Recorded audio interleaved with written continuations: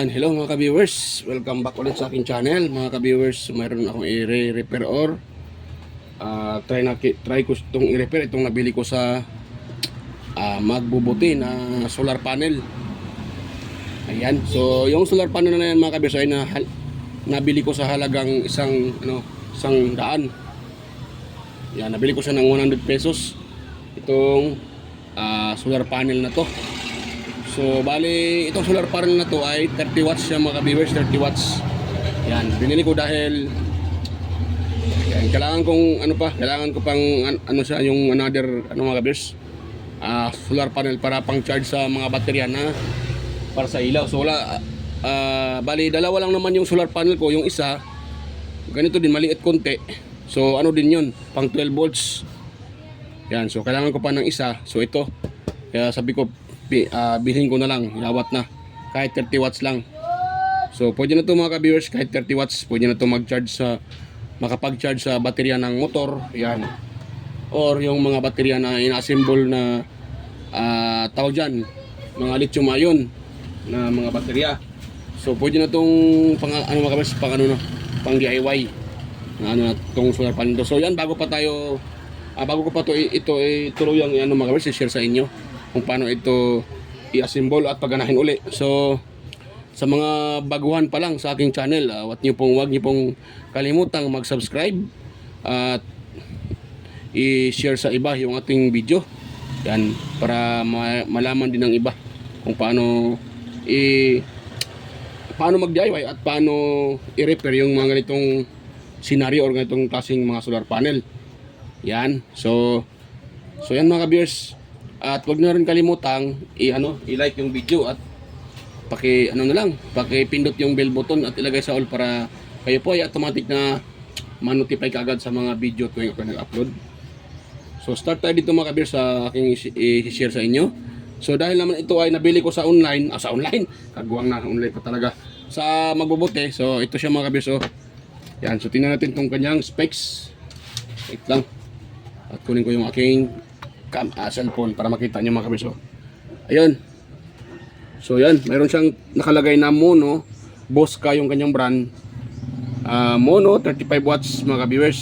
Yan, 35 watts. At yung kanyang maximum power, yan, may nakalagay na 35 watts. At yung kanyang maximum power tolerance, plus and minus 3%. Yan o. Yung kanyang circuit voltage ay 22.32 volts mga ka-viewers. Yan, yung kanyang naman, short circuit current or amperes ay 2.6 amperes. Yan, so maximum power voltage, yung kanyang BMPB, yan ay nakalagay ay 18. Yan, yung kanyang maximum power current IMP or PE, nakalagay mga ka-viewers ay 1.94, so almost 2 amperes siya mga ka-viewers. Yan po siya mga ka-viewers. Ayun. Yan siya. So, hindi ako sure kung buo pa ba to dahil nabili ko lang naman to sa magbabote. Yan yung bakal bote. So, ito pala ay nakita ko siya ay umitim dito. Wait lang kung kita ba siya. Yan Ito. Yan Wait lang ha. Yun parang nasusunog yata dyan At tingin ko ay yan ay nag-lose contact So, siguro ito yung may nag-lose contact. Yun. Tsaka ito banda yung dulo ng may nakalagay dito. Ito yan May nakalagay dyan na diode So wala na siyang diode. Siguro pumutok na. Siguro baka na-short. Ito ay na-short ng may-ari yung dalawang may kasama tong itong solar panel mga kabis ay may kasamang alligator clip. Siguro na-short niya napagsama yung dalawa, yung positive negative, kaya nangyari ay sumabog dito. At kitang-kita pa yung yung itong item na to na ay nalusaw. Yan, or nag-lose contact dito. Isa din dahilan sa ito ay nalulusaw yung loose contact mga ka-viewers. Kaya kailangan natin na tingnan kung yung ating solar panel ay good pa ba yung connection dito, hindi ba naglulos? Dahil pag nalulos yan, maaaring malusaw yung pinaka na to, plastic na to. So yan. Try natin itong ano mga kabiyers, try natin itong tawag dyan, paganahin uli. Yan. So hindi ko naman sinasabi na automatic papagana natin. Try lang natin mga kabiyers, kung sakali lang naman. Dahil kung mapagana natin to, malaking tipid ang mga gawa, ano natin. Masisave dahil hindi na tayo nakabili ng mahal. Mahal to eh. Yung mga ganito maabot to ng mahigit 1,000. 30 watts na to. Yan. At saka branded din siya kay Bosca.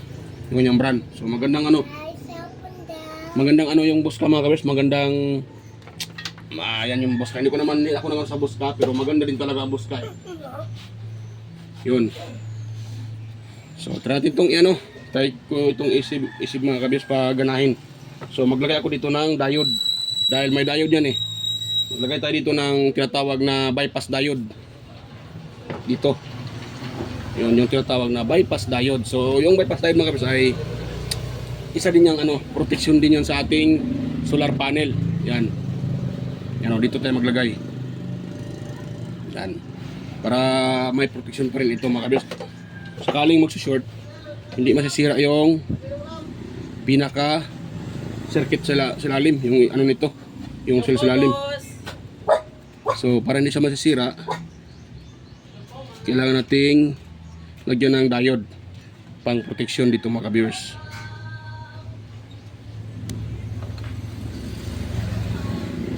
Yan. So kung nakita nyo mga ka-viewers, kita ba? Yung dito banda, yan po ay nakalagay hindi kasi masyadong makita na eh. Yan naman daw nakalagay na positive. Yan positive.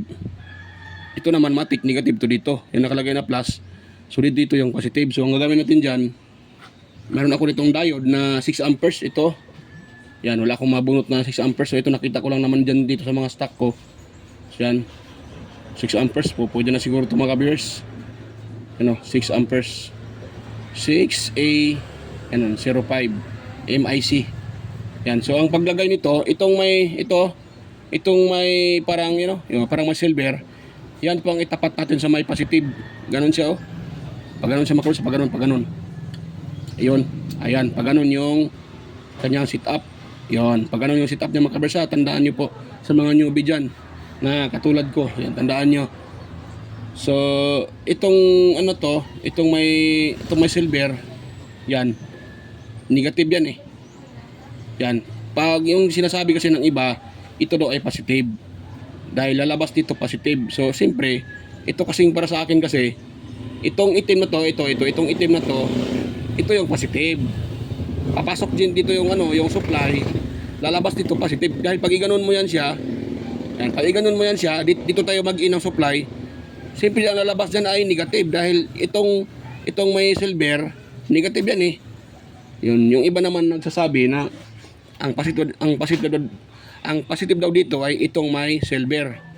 So para sa akin parang hindi dahil siguro iba-iba naman yung paniniwala, iba-iba naman yung na mga technician. So pero para sa akin dito yung positive dahil dito naman tayo mag-i-in ng positive eh. Alangan naman dito tayo mag-i-in ng positive, sasabihin natin dito positive eh. Pag dito tayo mag-in ng positive, ang lalabas dyan, negative. Try nyo mga ka-viewers, kuha kayo ng power supply, tapos try nyo dito kayo mag-in at itetest nyo sa inyong tester ba, wala kayong mariread dyan na voltahe dahil hindi pinapapasok ni diode yung positive na pumapasok dahil negative to dito eh. Ang diode kasi ay wala siyang reverse polarity. Yan po ang ng diode. So wala siyang reverse polarity dahil pag magka-reverse polarity ang diode, ibig sabihin sira na ang diode. Ganun po siya mga ka-viewers. So ibig sabihin, pag mag-in tayo dito ng ito, yan. So, may na yan. Dito. Wait lang ha. Hindi pa kita. Yan. So kung mag-in tayo dito, yan sa may silver na yun Yan. Kung dyan tayo mag-in ng positive, maaring walang lalabas dito na positive. Dahil yung ini-in natin ay positive at dito tayo nagtatap sa may negative. Dahil negative to eh.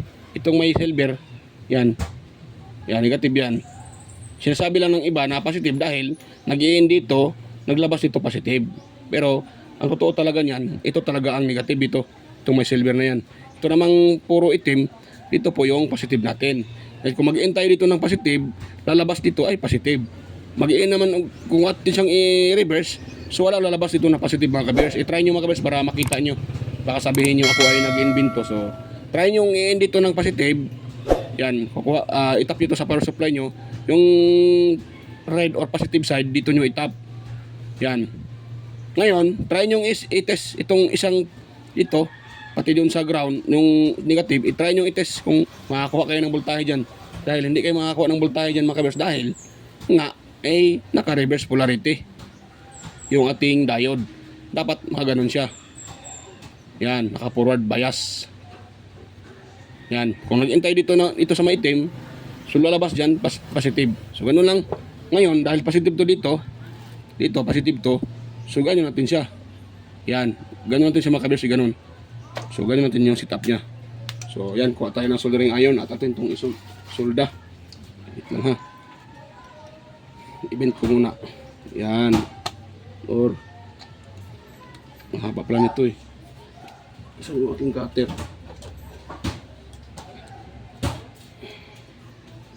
Yan. Pinutulan ko siya mga kabiyers para magkasya. Mahaba eh. Yan. So dito tayo. Yan, ganun yung kanyang setup. Dito yung positive, dito din nakatapat yung parang silver yung negative. Para hindi niya papasokin yung ano. Ganun yung mga pag for example ay may problema diyan. So hindi masisira yung ating pinaka solar circuit. Yung pinaka niya, cells niya. So masisira ito. Maaaring ito ay puputok. Yan. So ganun yun mga ka-viewers. So ganun. Ngayon, kuha tayo ng soldering iron. Kapatid, itong isa-solda. Dito, dyan. Wait lang muna ha. Lagay muna pala ako ng soldering lead. Ayun. Itong video na to ay para lang po sa mga mga kabisa, para lang po sa mga baguhan. Sa mga hindi pa alam kung paano maglagay paano i-connect, ilagay yung diode at saan yung kanyang positive at negative.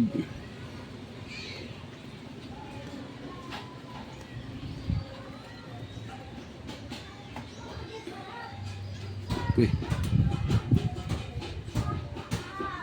Ako. Ayun na makatunaw itong ko Sira na ito itong aking mga viewers, aking soldering iron. Ayun na makatunaw ng soldering lead. Sira pa ata yung soldering iron ko dahil sa plastic.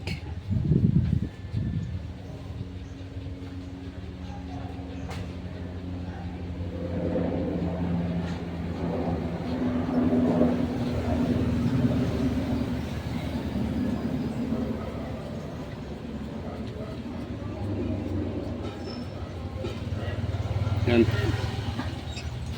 So pwede na yan mga viewers dahil kumapit naman siya.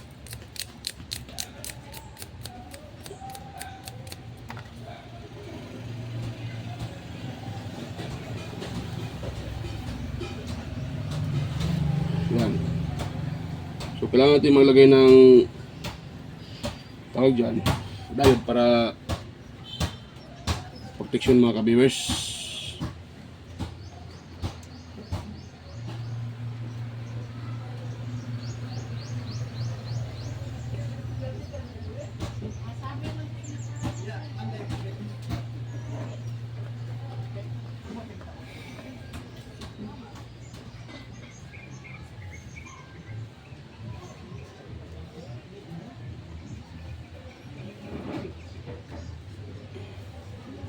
Yan, yung diode ko. Yan. Dito ilagay mga ka-viewers. Yan. Okay. Ilagay ha. Yan yung mailagay. So dito tayo mag-una magsolda mga ka-viewers para siya atras.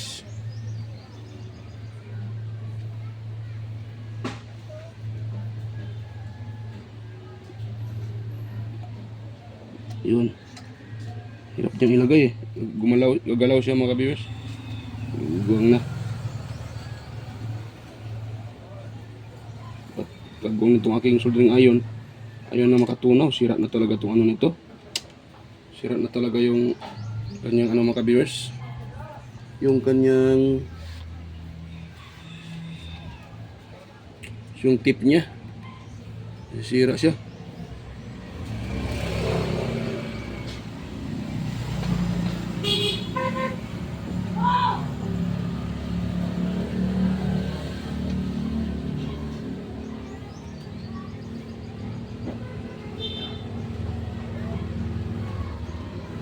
Yun.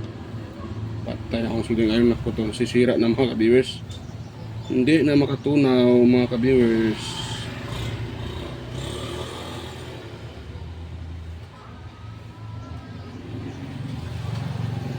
Yan.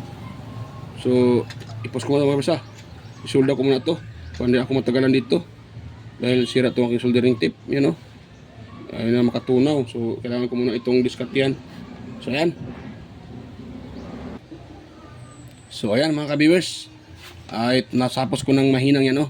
So pangit na yung pagkahinang dahil nasira yung aking ano, soldering iron, kaguwang na. So yan. So ganun yung pagkahinang dahil yung ating soldering iron ay hindi na masyadong umiinit.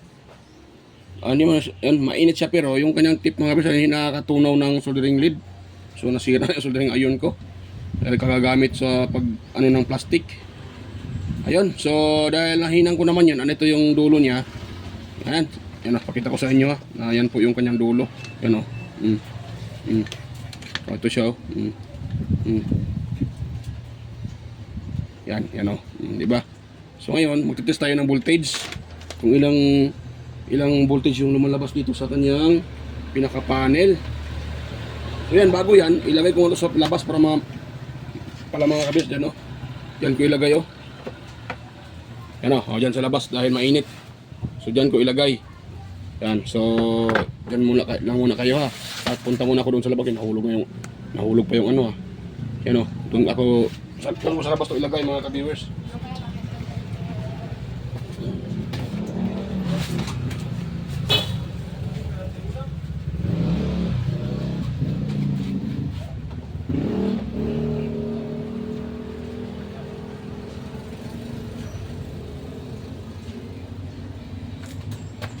Yan. Kung nakita nyo, nasa labas na yung ating solar panel. Yan o doon. Yan doon o. O, diba? So, ito na yung kanyang pinakadulo. So, try natin siyang, ano mga kabers, try natin siyang ang kitang-kita naman yung solar panel o. Yan o. Yan sa labas. Dalian natin baka may dumadaan at natamaan yung ano. Ang solar panel ay sayang. Ayan. So, ngayon, kuha tayo ng ano. Kuha tayo ng anong tawag dyan, kuha tayo ng tester at ating i-test yung kanyang output. Ito ano na to, solar. Ayan o, yung tester ko. Ano, so pailawin natin para makita nyo. Ayun.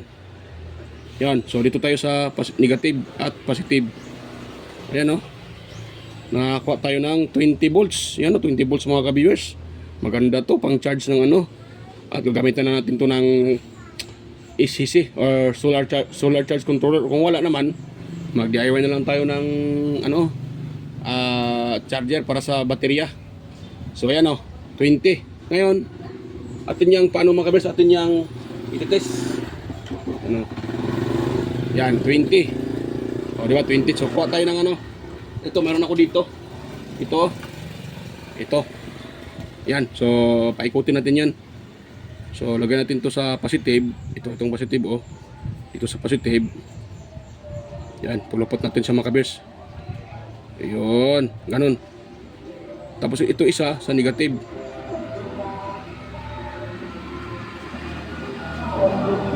Yun.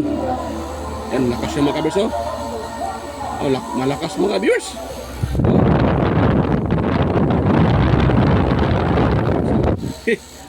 Yan. So itong ano na to, itong 12 volts na to hanggang 18 hanggang 21 volts ata itong ano na to eh. Doon to sa nakuha ko sa electric pan na solar, itong makina na to. Yan, doon sa solar na electric pan, 12 volts na electric fan na gamit sa solar. Malakas at malakas.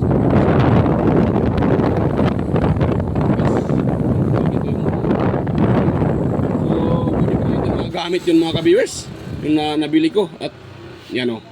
So pwede natin siya magamit sa mga ganito na kung wala tayong ano sa bahay, electric fan, at gusto natin na matirik yung araw, gusto natin maka-electric fan ito, yan o.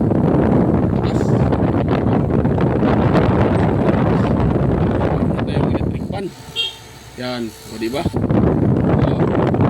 Sa halagang 100 pesos parang hindi nakulugin ito.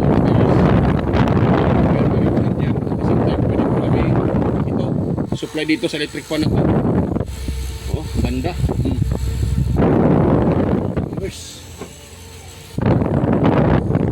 Ganda siya. Lakas pa yung kanyang ano. 20 volts yun eh. Lakas. Mababa na yung kanyang ampere pero 20 volts na siya. So hindi nga uminit mga kabiso. Hindi nga uminit yung ating ano, ating motor. Hindi nga siya uminit. Ibig sabihin kayang-kaya. Hindi naman siya at isa pa, pag ito ay gagamitin ko, i-DIY ko ito at lagyan ko ito ng diode papunta dito. Yan, lagyan ito ng diode para protection na rin. Yung ano, pero sa bagay may diode naman yung di ba kanina naglagay ako ng diode. So pwede din yun mga ka-viewers.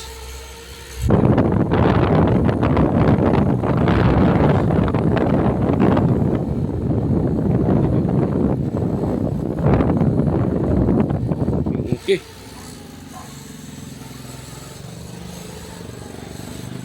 Kuha tayo ng papila.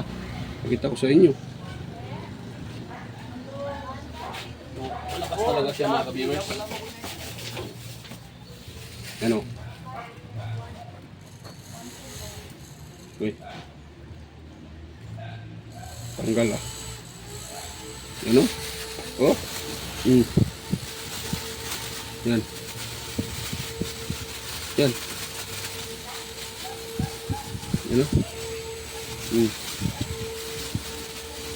Atas mga ka-viewers. So pwede siya gamitin pag ganito na napakainit sa labas.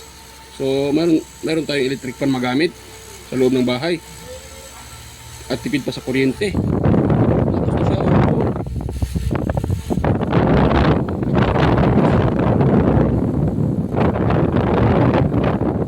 Lakas. So ayan.